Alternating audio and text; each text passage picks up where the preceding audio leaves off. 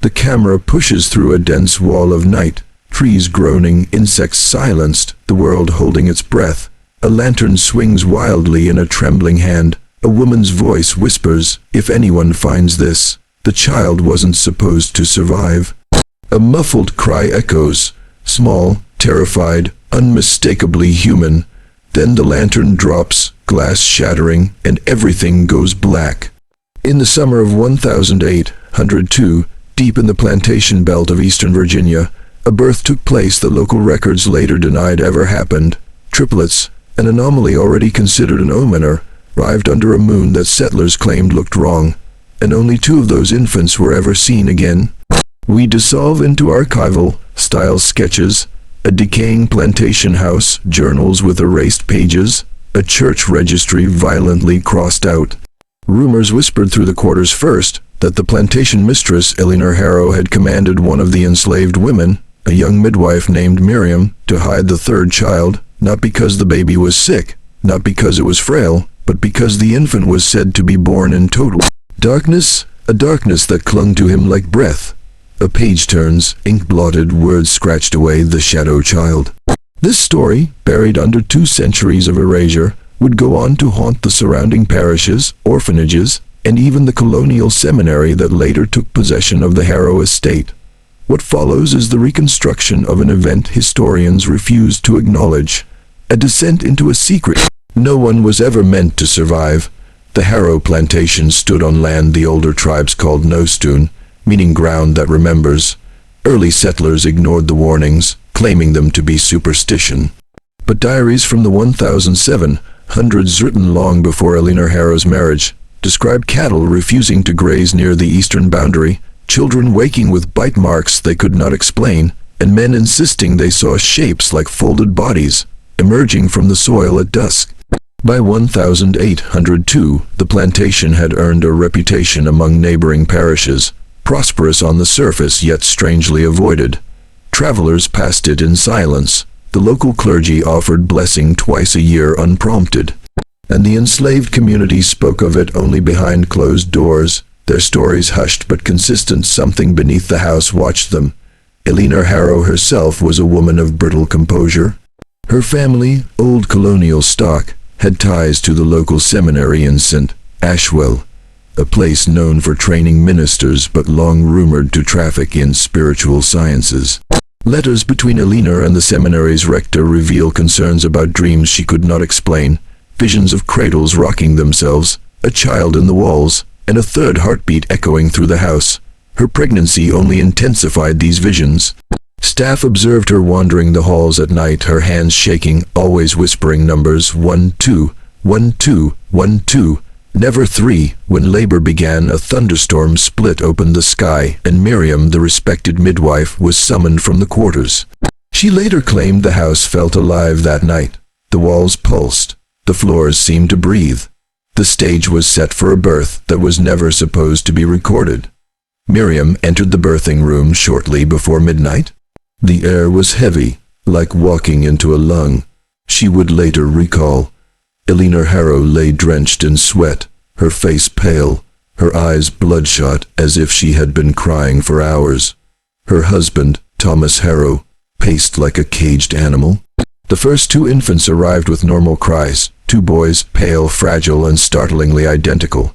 Eleanor seemed relieved, whispering, "2 is all I dreamed, 2 is all the Lord showed me." But then the pains returned.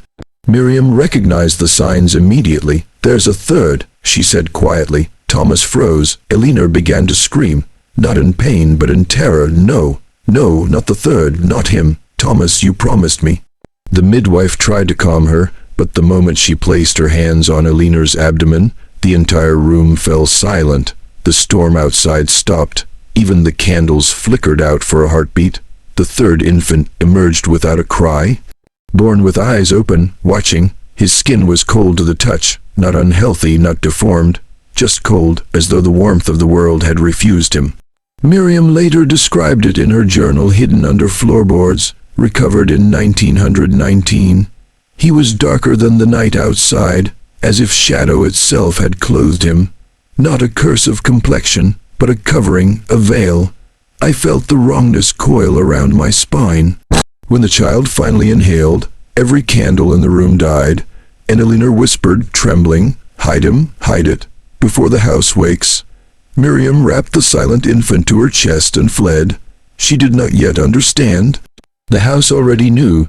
Miriam tore through the corridor, clutching the newborn against her chest as the mansion's walls groaned like shifting ribs. The floorboards beneath her feet felt warm, not from fire, but from something pulsing beneath them. Each step thudded like she was running across the heart of a sleeping giant. The child did not cry, not once, not even when the cold air hit his skin. Outside, the storm that had shaken the world minutes earlier had fallen into an eerie stillness. No wind, no rain. Even the horses in the stables stood unnervingly quiet, their eyes fixed toward the manor as if waiting for something to crawl out of it. Miriam moved toward the quarters by instinct, but the moment she reached the back steps, she stopped. Something, she could not explain what, pulled her attention toward the tree line beyond the fields. As if a soft, wordless hum was drifting from the forest, a whispering, faint, almost musical. She pressed her ear close to the child's cheek. The lullaby was coming from him, fear sliced through her chest. She wrapped him tighter and hurried toward an old smokehouse half buried behind the grain shed. It was abandoned, used now only to store rusted tools. Dark, isolated, hidden. The perfect place to conceal a baby until she could find somewhere safer. But as she pushed the heavy wooden door open, she froze. Inside, scattered across the dirt floor, were dozens of carved symbols. Circles intersecting with jagged lines, spirals enclosed by triangles, shapes older than the plantation itself. They pulsed faintly, as though responding to the child's presence. Miriam stepped back, trembling.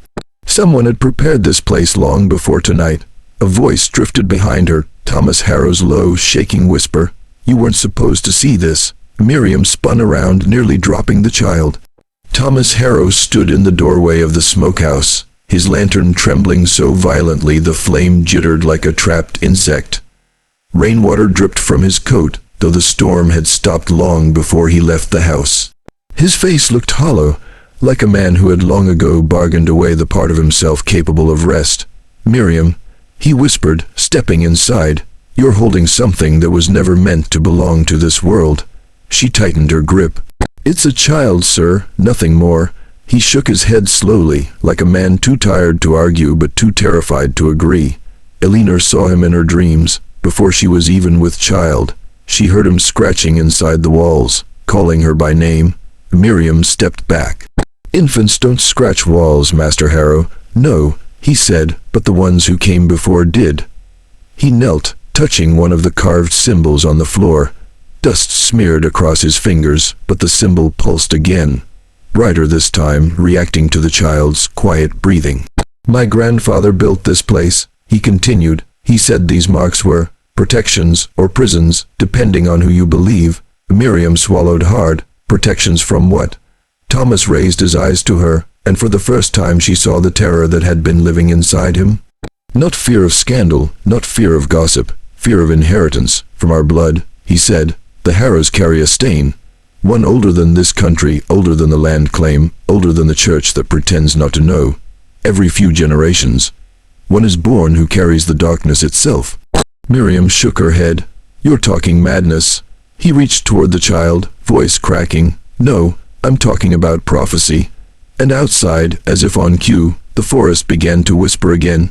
The whispering rose from the tree line like breath exhaled by the earth itself, soft, rhythmic, layered with countless voices that did not belong to any single throat.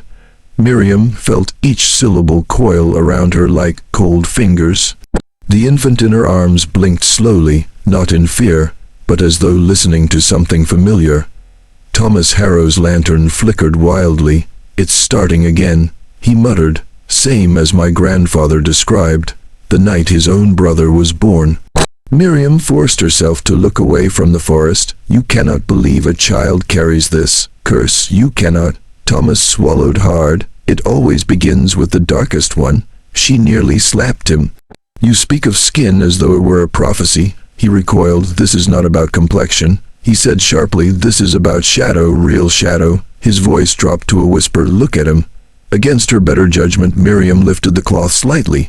The newborn's skin, smooth, warm now, glimmered in the lantern light as though absorbing it, not reflecting, consuming. A soft, smoky haze hovered around him like an aura, not natural, not human, not possible. The whispering from the forest swelled, the trees bending without wind. Leaves rattled though the air was dead still. It sounded like prayer, low, chanted, ancient. Thomas backed away. "They're calling him." "Who?" Miriam demanded. He pointed a trembling hand toward the forest, the ones buried beneath the roots. Something cracked, loud, sharp. A branch split overhead, though no storm churned above them. Then another. The earth shuddered beneath their feet. The child blinked again, and this time Miriam felt a tremor run through her arms, as if the infant's heartbeat pulsed outward, rippling the very ground. Thomas whispered, "If we do not bind him tonight, the land will finish what it began centuries ago." Miriam clutched the child tighter, and the forest went silent. The sudden silence was worse than the whispering. It fell like a heavy curtain, smothering every sound. The insects, the horses, even the faint rustle of the grass. Miriam felt the hairs on her arms rise. Silence like this meant one thing: the land was listening. Thomas stepped backward toward the doorway. "We shouldn't stay here. The symbols only hold as long as the quiet does." Miriam steadied her breath. "Tell me what you mean." He looked at her, the lantern trembling so violently now it threw jagged shadows onto the walls. "My grandfather used to say the ground beneath these fields remembers everything, every burial, every betrayal, every oath whispered in fear, and when it recognizes something familiar." He nodded toward the infant. "It wakes." Miriam shook her head, her voice firm despite her racing pulse. "This is your family's superstition, nothing more." Thomas met her gaze with a grief so deep it looked like rot. "I believed that too, until the night my aunts saw the roots in the orchard move on their own. Until men vanished in the fields with no footprints left behind. Until I saw my own mother speak in a voice that wasn't hers." He lowered his voice. "Until Elinor dreamed of the third child." A gust of cold air swept through the smokehouse, yet outside the leaves did not move. The cold seemed to come from the ground, rising through the packed dirt floor in slow, creeping tendrils. The symbols beneath them flickered faintly. Miriam tightened her hold on the infant. "Whatever this is, the child is innocent."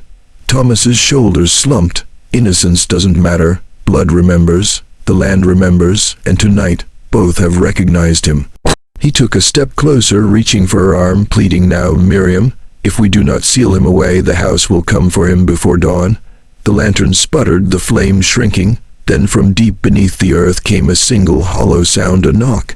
The knock echoed through the smokehouse like a fist striking the underside of a coffin lid. Slow, heavy, intentional. Miriam froze. The infant stirred, just slightly, his tiny fingers curling as though reaching toward the sound. Thomas staggered backward. No, it's too soon." Miriam's throat tightened. "What is that? An animal beneath the floor?" Thomas shook his head so violently the lantern's flame spat sparks.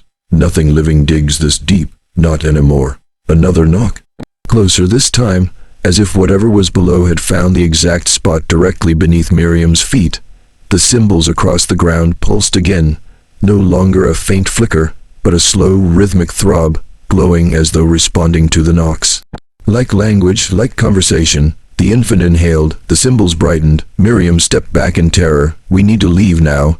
Thomas grabbed her arm. "No, if you cross the threshold with him, you break the circle. The protections fall." His voice cracked.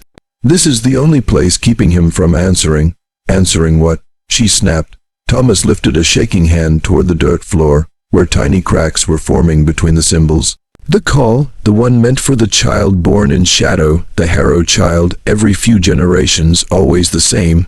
The infant blinked at the cracks forming beneath them, and for a moment, just a heartbeat, Miriam thought she saw something move in the soil.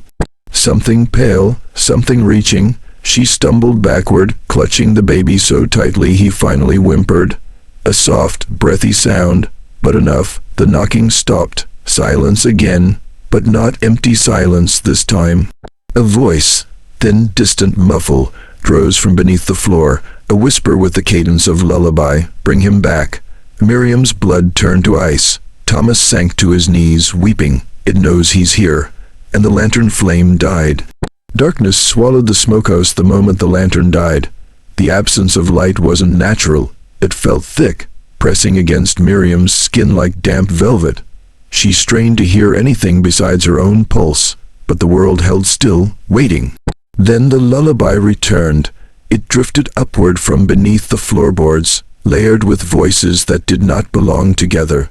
Women, men, children, all humming one slow, circular melody. A tune without beginning or end. A song that felt older than scripture.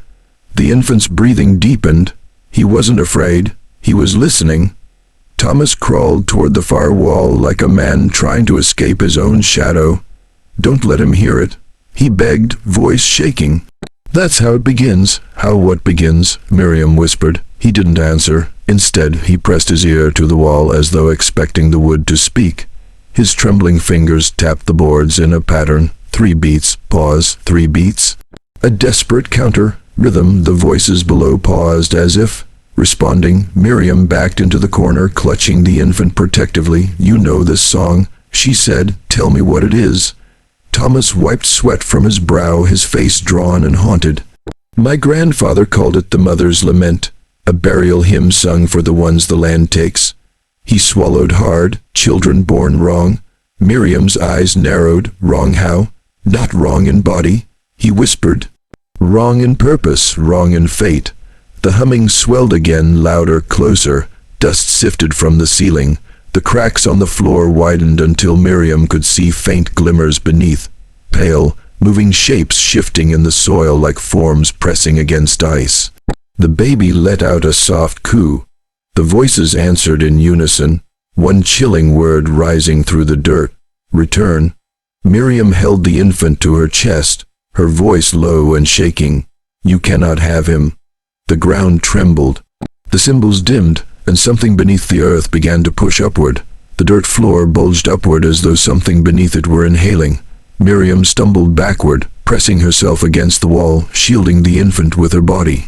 The ground swelled again, slow, deliberate, like a grave unburying itself. Thomas screamed, "Don't let it break through." His voice cracked with such raw terror that Miriam barely recognized him. The symbols carved into the floor flickered weakly, their glow pulsing like a dying heartbeat. One by one the runes darkened, snuffed out by an unseen force pressing upward from below. Then the first rupture came. The packed earth split open with a soft tear like wet cloth. From the crack emerged a hand, small, pale, impossibly smooth. Not decayed, not skeletal, new, fresh, living. It groped blindly through the air, fingers twitching, reaching, searching. Miriam choked on her breath. The infant in her arms went utterly still, as though every instinct inside him understood the significance of that reaching hand. Thomas threw himself across the floor, slamming his palms against the runes, trying to rekindle their fading light. "Stay back, stay back," he shouted, though his voice shook with hopelessness.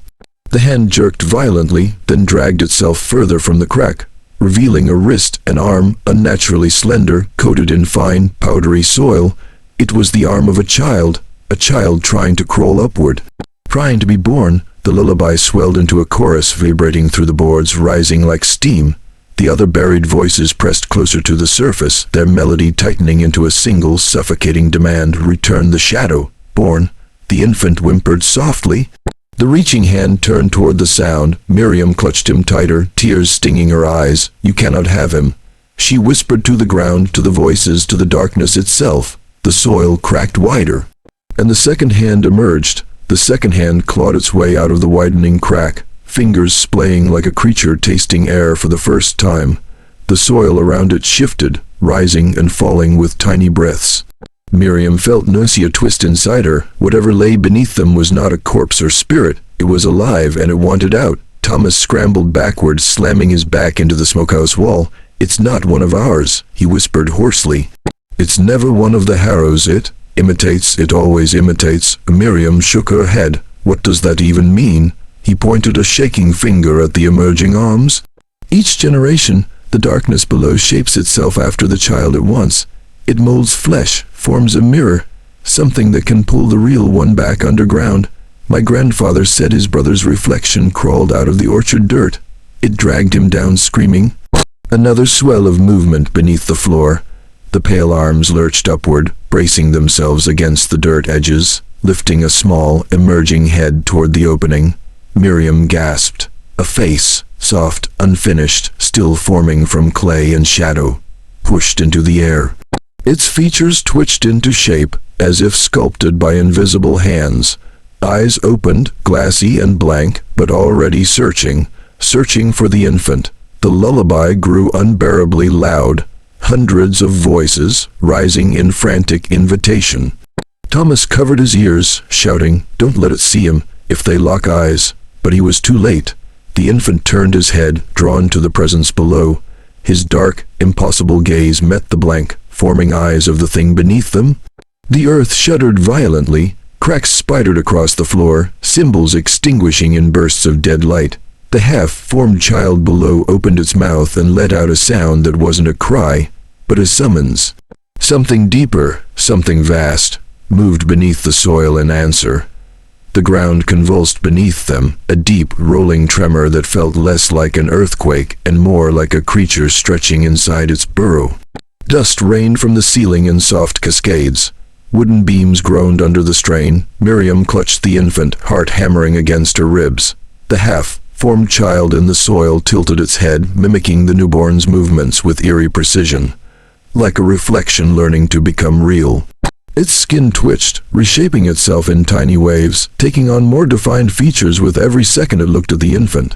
Thomas crawled toward Miriam, voice strangled. "Break the gaze, break it." She turned the child away, pressing his face into her chest, but something had already shifted in the room. A pressure, thick and heavy, filled the air, a presence rising not from the crack, but from far below it. Something older, rooted, ancient. The lullaby stopped, dead silence. Even the half-formed creature paused, its blank eyes widening as though listening to a sound only it could hear. Miriam whispered, "What's happening?" Thomas's voice was barely audible. "It's waking the one beneath, the first child, the original shadow, born." A low rumble vibrated through the earth. Not the frantic knocking of before this was a slow, resonant pulse, a heartbeat, so vast that the packed dirt floor seemed to quiver in time with it. Thump, silence, thump. With each pulse, the cracks widened, the soil sinking slightly as if something massive shifted its weight closer to the surface. The half-formed imitation child hissed softly, a sound that made Miriam's skin crawl. It began dragging itself upward with renewed urgency, motivated by the presence rising below. Thomas grabbed Miriam's arm. "We have to go, now, before the ground splits." But before they could move, the heartbeat stopped. A voice, deep-layered, echoing from caverns unseen, rose from beneath the earth. Not a whisper, not a song, a command. "Return the blood that was promised." The voice reverberated through the smokehouse, shaking dust loose in trembling streams. Miriam staggered, her knees buckling beneath the weight of that impossible command. The infant in her arms writhed, not in fear, but as though answering a familiar call from a place he had never been. Thomas pressed himself against the wall, face ashen. "It knows he's born, the first child, the one the Harrows betrayed. My ancestors made a pact they never kept." Miriam turned on him, her voice sharp with fury and terror. "What promise? What did your family do?" Thomas swallowed hard, his throat bobbing. "My great-grandfather." He was desperate. The plantation was failing, the soil turning sour. He prayed for bounty, but no church answered. So he went beyond the church, to the land itself. The earth trembled, soft, impatient. He carved symbols into his own bones. Thomas whispered, shaking, buried them beneath the fields, offered a life in exchange for prosperity. Miriam felt the blood drain from her face. A life? Whose life? A Harrow child. He breathed, his firstborn, but when the baby was born, he couldn't do it. He hid the child, lied to the land, and buried another in its place. The crack in the floor split wider with a violent snap. The half-formed mimic child clawed upward, shrieking in a voice that belonged to no age, no species. Its arms bent at impossible angles as it pulled itself out of the soil, mouth opening in a perfect imitation of a newborn cry. The land learned the taste of betrayal. Thomas whispered. It remembered. It waits for the next Harrow born under an omen. Another tremor, stronger. The heartbeat below resumed, faster now, impatient. Thump, thump, thump, thump. The voice rose again, louder, closer. The blood debt returns. Bring me what is mine. The floor beneath Miriam cracked. The mimic child turned toward her, its face shaping into a grotesque echo of the infant she held. And the earth exhaled.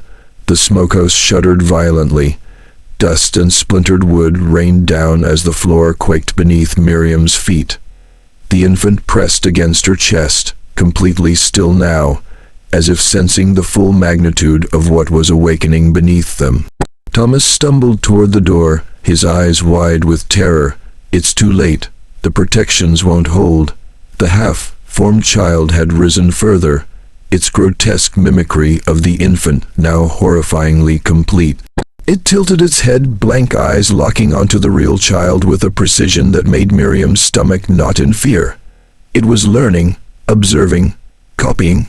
Cracks spread like jagged lightning across the floor, deep enough to reveal glimpses of dark soil moving beneath, twisting, churning, as if something enormous stirred in the bowels of the plantation. A smell, sharp and metallic, rose from the earth, mingled with decay and rain, soaked wood. The infant let out a soft, almost imperceptible murmur. Miriam froze. The mimic child responded, echoing the sound perfectly, then added a low, menacing undertone that no human voice could replicate. Thomas fell to his knees, trembling. The circle is broken, he whispered, every mark, every symbol, destroyed by its hunger. We cannot stop it. Suddenly, a thunderous rumble split the building. The walls bent outward. Dust and shards of wood clattered like hail. The floor beneath Miriam buckled. She screamed, clutching the infant. A void opened just wide enough for shadows to crawl upward, grasping at the edges of the room. The half-formed child shrieked, an ear-splitting sound that seemed to shake the air, the walls, the very bones of the plantation. Then, as if commanded by the unseen presence below, it leapt toward Miriam. She twisted instinctively, pressing the infant against her, and whispered, desperate and trembling, "I won't let you take him." The earth groaned in response. From the depths, a voice, older than memory, colder than stone, whispered, "He is mine." The smokehouse shook again, and everything fell into darkness. When Miriam opened her eyes, the smokehouse was no longer fully standing. Beams had collapsed, leaving gaping holes through which moonlight spilled onto dirt that seemed alive. The infant clutched to her chest made no sound, but beneath her, the soil pulsed in time with a rhythm she could feel in her bones. Thomas crawled toward her, leaving a trail of dust and blood. "We have to go down," he rasped, voice trembling. There's a tunnel beneath the oldest field. My grandfather called it the Hollow Root. If we can reach it, we can bury him safely, bury him away from it." Miriam shook her head. "You expect me to go into a tunnel while the earth itself is waking?" He didn't answer. His eyes were wide with terror. He simply pointed toward a ragged gap beneath the floorboards. A dark shaft of soil leading down into blackness, breathing softly as if the land itself were inhaling. The half-formed mimic child slithered closer, its eyes locked on the infant. It moved with inhuman grace, fingers stretching unnaturally, pressing against the debris of the fallen smokehouse. Each of its movements caused tremors in the earth beneath them. Miriam whispered to the infant, her lips brushing his ear, "Stay with me. I will not let them take you." The tunnel yawned below, dark and narrow, its walls slick with damp earth. From inside, faint whispers rose, echoes of the buried voices, the original shadow, born, and something else. Something vast that had been waiting for centuries. Thomas knelt at the edge. "Once we enter, there's no turning back. The land remembers every touch, every betrayal. We can either hide him, or lose him forever." The mimic child hissed, a chilling sound that reverberated through the tunnel entrance. And as Miriam took the first step toward the hollow root, the earth beneath her trembled once more, as though exhaling centuries of buried fury. A voice, low and omnipresent, rumbled from below, "Bring him to me." The air inside the tunnel was thick with the scent of damp earth and something older, something metallic and faintly sweet. Miriam's boots sank slightly into the soft soil as she led the way, the infant pressed tightly to her chest. Above, the smokehouse groaned, a distant echo of the collapsing world they had left behind. Thomas followed, lantern in hand, casting shadows against the walls that seemed alive. Each step reverberated through the tunnel, and the whispers from below grew louder, layered, overlapping, almost musical in their terror. The voices were not pleading. They were commanding, ordering, demanding. Miriam's mind raced. Every instinct screamed to flee, but where could they go? The land itself had recognized the infant. It was not safe on the surface, not anywhere within the boundaries of the plantation. As they descended deeper, they came upon an arch of ancient stone buried beneath the soil, etched with the same cryptic symbols Thomas had described in the smokehouse. The seminary built this, he whispered, awe and fear intertwining. Or they found it first. They knew what lived beneath the land. They experimented. Miriam's eyes widened. Experimented. Thomas nodded grimly. The children taken, the records erased, the shadows beneath the roots. They were always trying to replicate what the Harrows refused to surrender. They weren't priests. They were custodians of the darkness.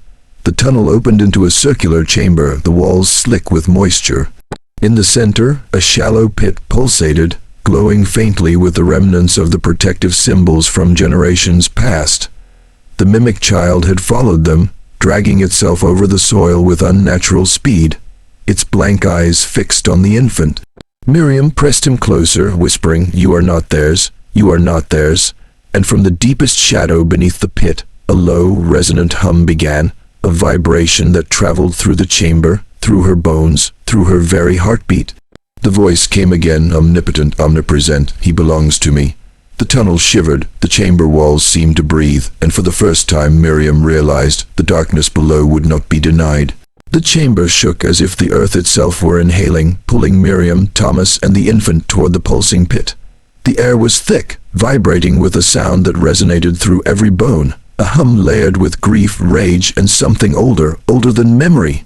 The mimic child slithered closer, its movements jerky and unnatural, yet terrifyingly precise. It mirrored the infant's every twitch, every flutter of his tiny hands. Its blank eyes, now forming pupils, locked on him, unblinking and merciless. Miriam pressed the infant to her chest, whispering over and over, "You are not theirs, you are not theirs, you are mine." Her voice trembled, but she refused to let the darkness see fear. Thomas sank to his knees beside the pit, tracing his fingers over the ancient symbols. "It knows," he whispered, "it knows we're here. The land recognizes the bloodline, the shadows, the seminary. They all served it. They only delayed its awakening." A tremor split the chamber. Dust rained from the ceiling. The mimic child shrieked, a sound too sharp, too high, pitched to be natural. Then it leapt into the air, reaching for the infant. Miriam swung her arms instinctively, her nails raking its pale flesh. The creature recoiled, but only momentarily, as though learning from her movements. The pit began to glow brighter, the symbols burning like coals. From its depths rose a low, guttural chant that seemed to come from every corner of the plantation, threading through roots, soil, and stone. "Return, return, return." Miriam felt a presence behind her, a pressure like the weight of centuries. She turned, and in the shadows she glimpsed it, the original shadow, born. A vast, shapeless mass beneath the earth, undulating, with countless pale, grasping forms pressed against its surface. Eyes closed but sensing the infant, her chest tightened, breath caught. She realized the terrible truth. It was not enough to protect him physically. They had to sever the link, erase the promise, or the darkness would rise with the child in its grip forever. The ground pulsed violently. The voice, ancient, commanding, hungry, boomed in every corner of the chamber. "He is mine."